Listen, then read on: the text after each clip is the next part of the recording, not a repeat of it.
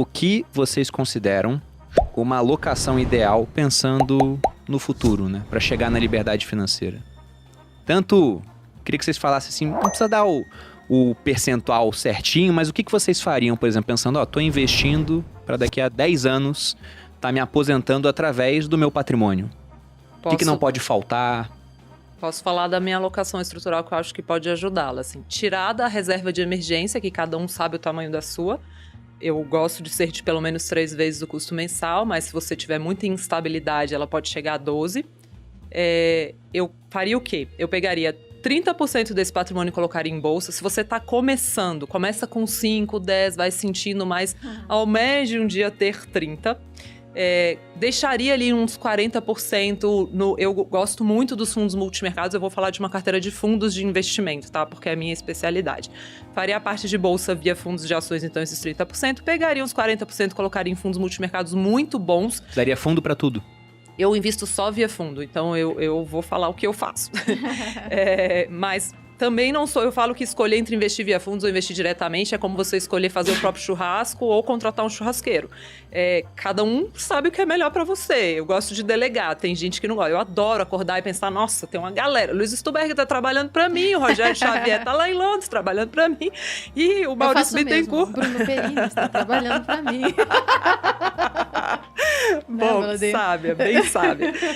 Então eu colocaria ali esses 30% em fundos de ações, os 40% em fundos multimercados muito bons, e ali eu falo que eu gosto de ter a carteira dos 7 anões. É assim, um gestor mega otimista, um outro mega pessimista, o zangado e feliz, um do lado do outro. Diferentes estilos, formas de pensar, um que opera mais rápido, um que opera mais devagar.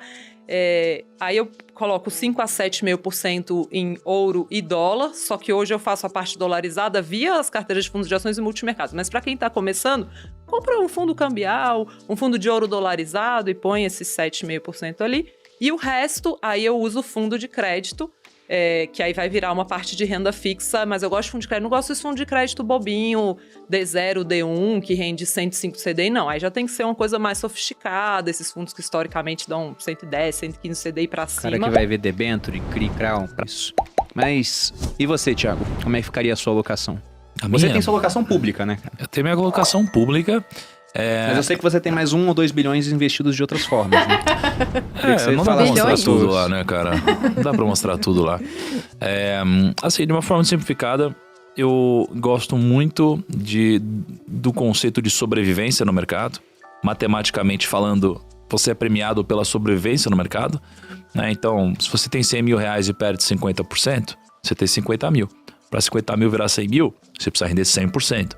Então, quanto mais você perde, mais ele precisa multiplicar para chegar lá.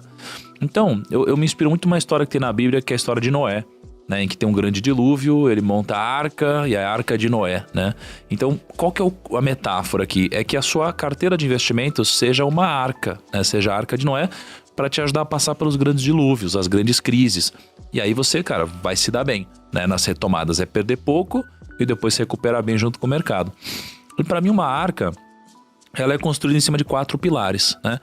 O primeiro é o A, de ações e negócios.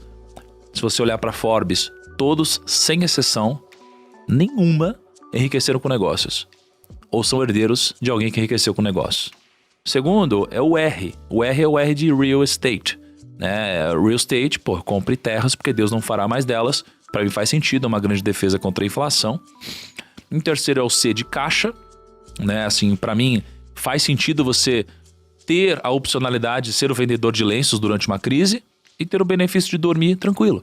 Então, cara, se você tem caixa, você dorme tranquilo. Se você tiver mal, se tiver uma crise, se tiver com medo, você tem caixa. Então, tá tudo bem, você pode aproveitar oportunidades. E o último A é o A de ativos internacionais, né? Então, você precisa diversificar também entre países. Então, tem 3 conceitos aqui. São 3 tipos de diversificação. Primeiro, a diversificação intra-ativos. Então, é você ter ativos diferentes. Depois, a diversificação intra-classes de ativos, que é ter fundo imobiliário, etc. E depois, a diversificação entre países, né? E aí você se brinda pra caramba. E aqui, você tem 2 formas de investir. Uma delas é, se você não quiser tomar 1 segundo da sua vida cuidando de investimentos, que é basicamente você escolhendo 4 ETFs, comprar um ETF para ações, um ETF para uma coisa, alguma coisa ligada a CDI, um ETF global, E a outra é você, por exemplo, fazendo um viver de renda, estudando para falar, poxa, então peraí, então eu vou montar minha própria carteira, meu portfólio em ações, meu portfólio em real estate, né? Mas para quem tá entrando agora no mundo e nem gosta de investir, pra que o cara vai estudar tanto, entendeu? É só se ele quiser realmente tomar decisões mais assertivas e ele vai ser premiado por isso. Né? Então ele vai investir mais tempo da vida dele, precisa ter um retorno em cima disso, né?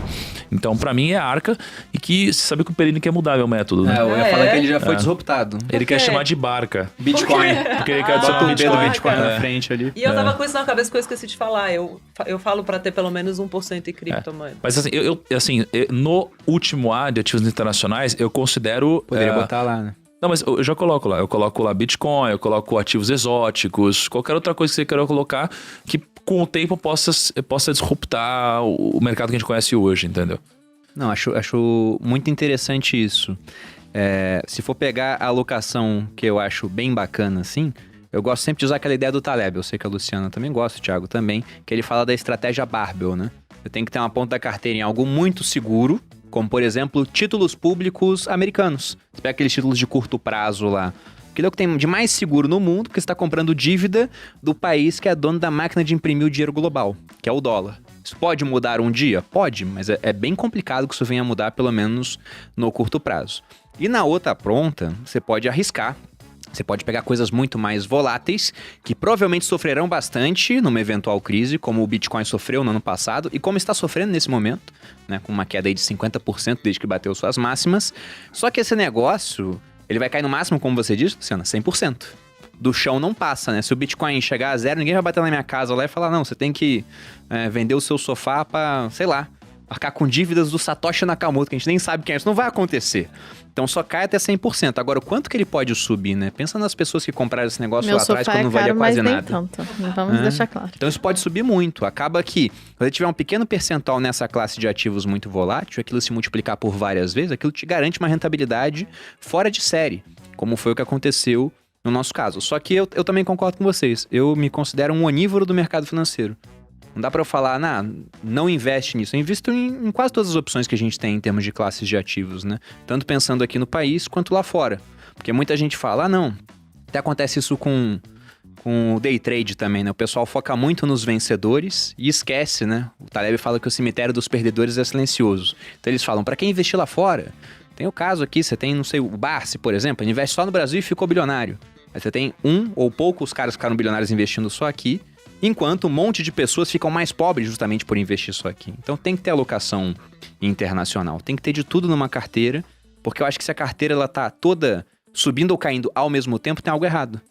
Você tem que ter essas correlações assim, de maneira que quando uma parte cai, outra sobe, você faça um rebalanceamento, porque isso garante uma boa rentabilidade no longo prazo. Você faz isso com o seu portfólio, você faz isso também. Os gestores dentro dos fundos fazem isso. Então acho que não tem uma alocação ideal, mas a diversificação está presente na alocação e pensar na pior hipótese possível, né?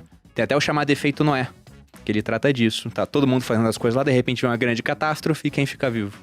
O cara que tinha lá, né? O seu barquinho, sua arca. Esse cara fica vivo e consegue colher os benefícios de estar vivo. Muita gente gosta de dividir as pessoas em diferentes classes, né? Fala, tem 2 tipos de pessoas, tem tantos tipos de pessoa. Eu também divido em 2. Nós temos a classe dos vivos e dos mortos. São os 2 tipos de pessoas pra mim. E o nosso jogo é se manter no grupo dos vivos o máximo de tempo possível. Perfeito. E acho que o Barbell também traz uma sabedoria que para mim é muito forte no mundo dos investimentos, que na verdade ele é o alter, né? A tradução disso é o alter. Você tem que estar nas 2 pontas do alter, ele fala para você nunca estar no meio, né? E isso tem... As pessoas que começam a entrar no mundo dos investimentos, normalmente elas falam assim, me dá um multimercado conservador? Qual que é a parte mais conservadora da bolsa?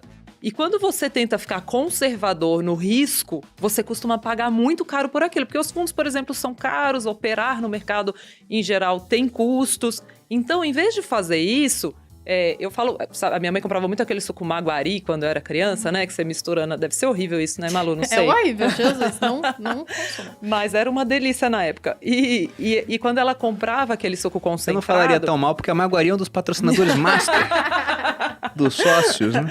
Mas enfim, era o suco concentrado. Ela compra, em vez dela comprar o suco de caixinha que já vinha misturado e diluído, que era caríssimo, ela comprava o concentrado e ela fazia a diluição em casa. É isso que você tem que fazer na sua carteira de investimentos. Você compra água barata, ou seja, muita renda fixa barata mesmo, que você não paga caro por aquilo e que é conservadora, e pega um pouquinho e coloca em algo extremamente arrojado, né? Que é a estratégia do Alter, que é você nunca ficar no meio do caminho.